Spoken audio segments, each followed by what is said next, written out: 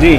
10 दिन यहीं रहे, यहीं पर उनका खाना हुआ और कम से कम 10 दिन में 8 दिन हम अपनी बस के द्वारा सभी भिक्षुओं को, श्रामेरों को लेकर के 8 बौद्ध विहारों में गए जी। वहाँ हमने पद यात्रा की जी। पद यात्रा की सबने कम से कम 2-3 किलोमीटर सब लोग भगवान बुद्ध और बाबा साहब के नारे लगाते हुए सब लोग गए। उसका बहुत बड़ा इम्प्रेशन पड़ा, जो कि एक इतनी लंबी लाइन जब भिक्षुओं की किसी गली में निकलती है तो समझो बाबा साहब और भगवान बुद्ध का जो धम्म है उसका विस्तार और विचार हो रहा है जी। पहला ये था और आज इसका समापन था जी। दूसरा सबसे बड़ा जो कार्यक्रम था वो है धम्म दीक्षा का कार्यक्रम।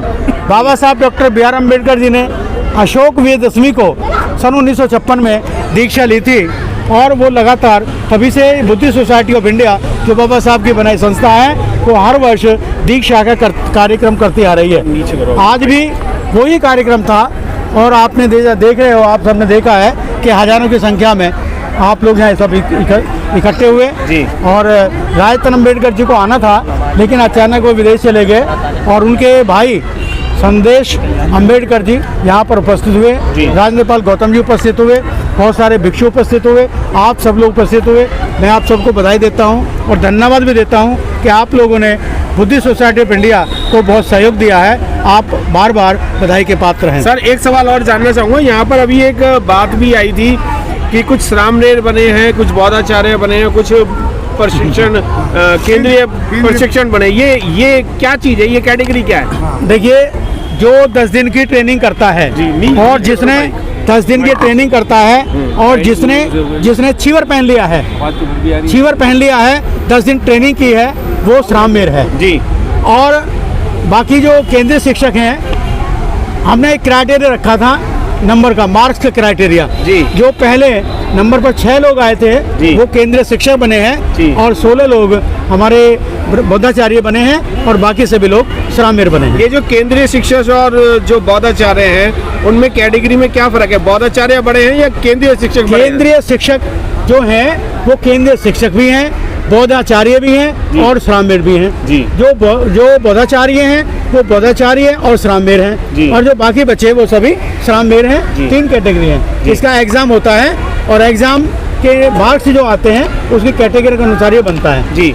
आपका ये जो कैंप लगाते हो आप कितने सालों से लगा रहे हैं सर? हम तो सन 1976-77 से लगता आ रहा है बुद्धिस्ट सोसाइटी ऑफ इंडिया। ये जरूरी नहीं है कि प्रत्येक वर्ष लगे, यानी 45-46 साल हो गए। हाँ जी, 2 साल में भी लग जाता है, 3 में भी लगा देते हैं और प्रत्येक वर्ष भी लग जाता है। जैसी व्यवस्था होती है वैसा ही शिविर का जो कैंप है हम लगाते हैं। इसमें कोई उम्र का भी क्राइटेरिया है कि भाई इतनी उम्र से इतनी उम्र का व्यक्ति होना चाहिए?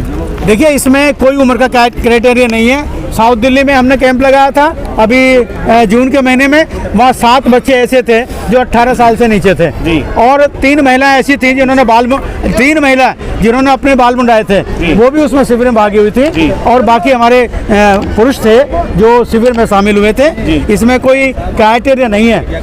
इसमें तो केवल ये है बाबा साहेब और भगवान बुद्ध में विश्वास करने वाले, शांति प्रिय, प्रज्ञा का पालन करने वाले, समाधि को पालन करने वाले, तृष्णा को दूर करने वाले, मन में शांति रखने वाले जो लोग हैं, जो बाबा साहब को अपने दिल से मानते हैं, हृदय से मानते हैं, भगवान बुद्ध को दिल से मानते हैं, हृदय से मानते हैं, उनमें विश्वास करते हैं, वो लोग शिविर में आते हैं। इसमें महिलाएं भी आ सकती हैं क्या? देखिए, महिला जो आती हैं उनका अलग शिविर होता है, पुरुषों का अलग शिविर होता है। आज इन्होंने क्वेश्चन किया कि कहाँ के लोग आए थे, लेकिन जालौन से लोग आए थे, यूपी से एक बिहार से आए थे, राजस्थान से 2 लोग आए थे, हरियाणा से भी 3 लोग थे, नरेला से थे और सारी दिल्ली से थे, गाजियाबाद से भी हमारे साथ 2 लोग आए थे। पूरी इंडिया से 1 या 2 लोग पूरी इंडिया से लोग आए थे जी। बहुत बहुत धन्यवाद सर। अभी एक चीज़ और रहेगी जी, बताओ। अभी मैं सबके सामने एक बात और कहनी चाहूँगा अपने संदेश के रूप में।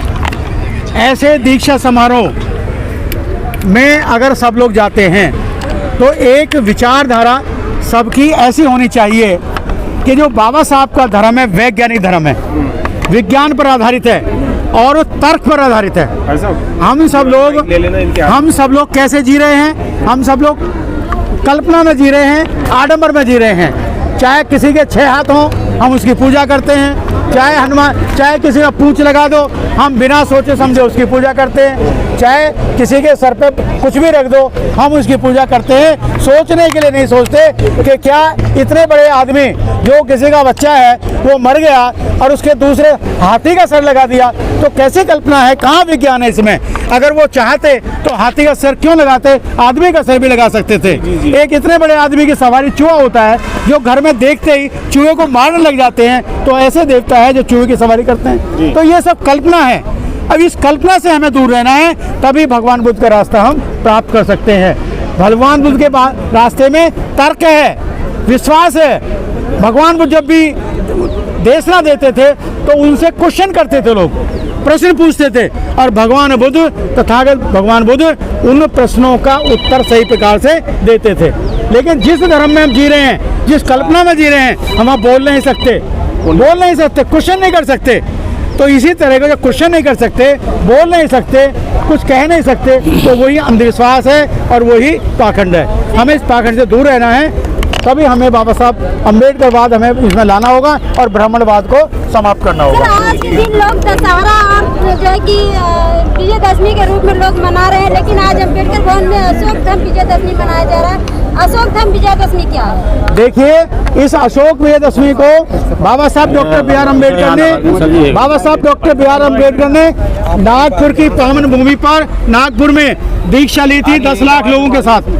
और ये जो दशहरा है, आज जो दशहरा मनाया जाता है, जो रावण को फूंका जाता है, रावण शूद्र था, हमारा बुजुर्ग था, तो ये गलत फूंकते हैं। आज की डेट में कोई सिद्धांत नहीं है, कोई इतिहास नहीं है आज का जिससे दशहरा फूंका जाए।